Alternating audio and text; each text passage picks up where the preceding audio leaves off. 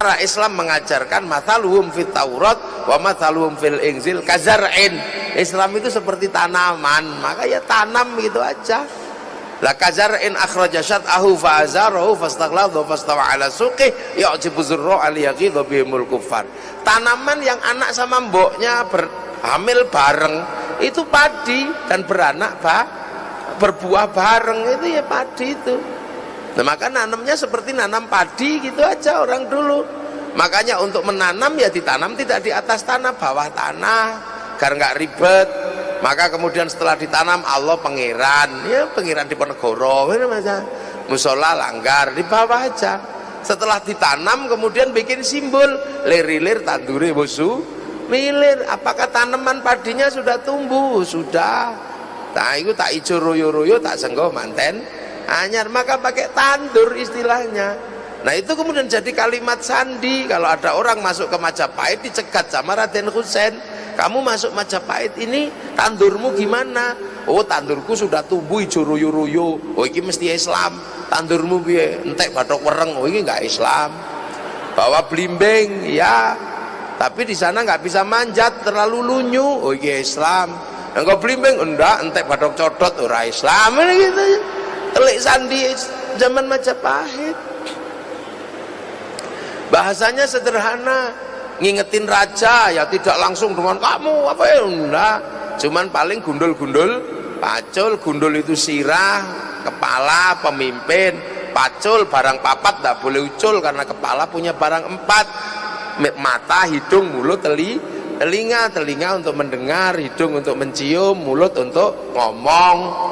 Nah itu enggak ucul papat ini. Kalau kepala pemimpin kok kelepasan 4 ini, mata nggak lihat rakyat, telinga nggak dengar rakyat, mulut nggak bisa ngomong yang baik terhadap rakyat, hidung nggak bisa mencium rakyat, apa ya gundulnya gembelengan, kepalanya sok-sokan itu kan.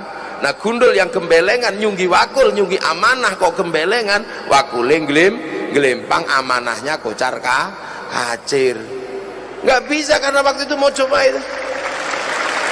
Tiba-tiba kamu kafir, ya, itu untuk ndase, memang sana kuat.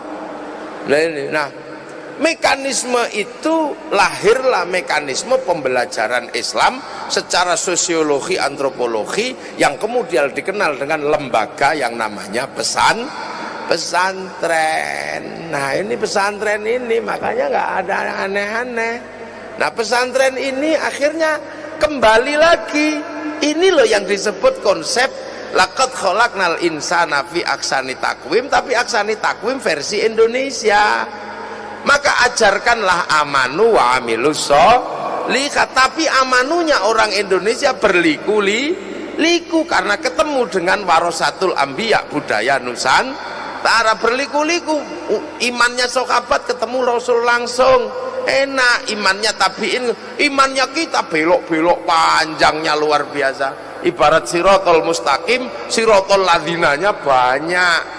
Misalnya Unisma, ini ruangnya Kiai Tolha Hasan, apa Hasan ya? Kiai Tolha Hasan. No. Kiai Tolha Hasan yang barusan meninggal, ya Kiai Tolha Hasan. Itu orang Lamongan. Kiai Tolha Hasan itu orang gelap namanya. Gelap Lamongan, desanya apa, kecamatannya Laren, di situ Pak Tolha itu. Nah itu turunannya Yai Mustafa namanya. Itu Yai Tolha itu dulu dapat pelajaran pertama ya dari bapaknya, itu dari keluarga Yai Mustafa. Yai Mustafa itu muridnya Yai Hasyim Asy'ari. Yai Hasyim Asy'ari itu muridnya Kiai Asy'ari, Kiai Khalil, Kiai Soleh.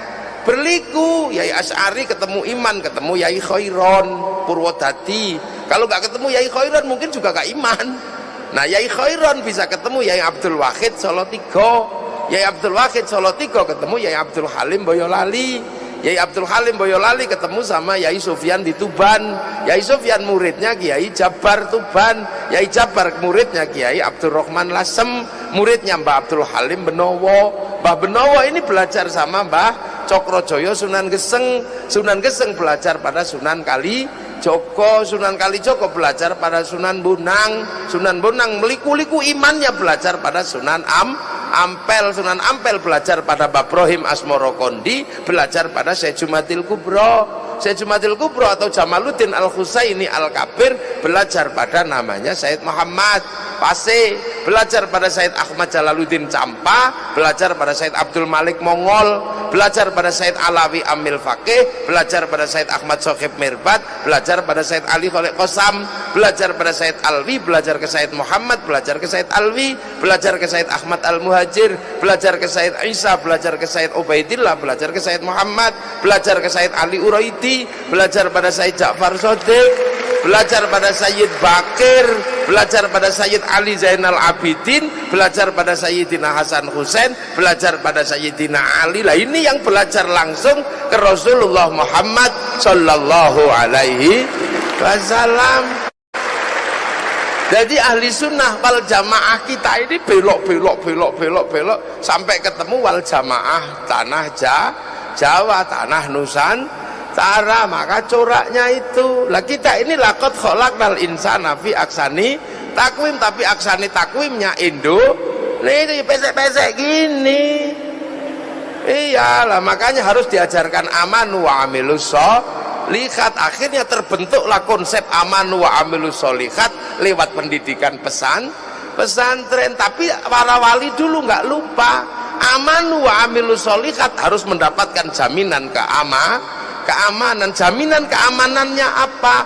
Watini wa zaitun wa puri sinina wa hadzal baladil amin. Ini sumpah Allah kepada Nabi Nuh, wujudnya buah tin. Sumpah Allah kepada Nabi Isa, Nabi Ibrahim itu zaitun. Sumpah Allah kepada Nabi Musa, wujudnya gunung Tursi. Nah, sumpahnya Allah kepada Nabi Muhammad apa? Wa hadzal baladil amin. Dan demi keamanan dan ketentraman sebuah bangsa dan negara. Loh, maka amanu wa amilus sholihat harus mendapatkan jaminan teritori baladil amin. Maka para ulama dulu selain mengajarkan amanu wa amilus sholihat, membentuk teritori baladil amin. Caranya apa? Kerajaan Islam nggak bisa masuk, maka dibentuklah model baru namanya musyarakah yang dikenal dengan bahasa masyarakat. Kalau sudah musyarakah masyarakat harus saling bertanggung jawab, bukan raja dan hamba, tapi antara raja dan hamba harus saling bertanggung jawab. Dibentuklah model masyarakat baru dengan sistem Rasulullah, kullukum ra'in wa kullu mas'ulun an ra'iyati. Maka raja dan hamba dihilangkan menjadi ra'iyah, yang sekarang diserap menjadi rakyat. Kalimat ra'iyah atau rakyat untuk menyebut warga negara Nusantara adalah ajaran Rasulullah Muhammad sallallahu alaihi wasallam. Dan satu-satunya bangsa Islam dunia yang sanggup mengadaptasi kalimat ra'iyah untuk menyebut warga bangsanya hanya ulama Indonesia.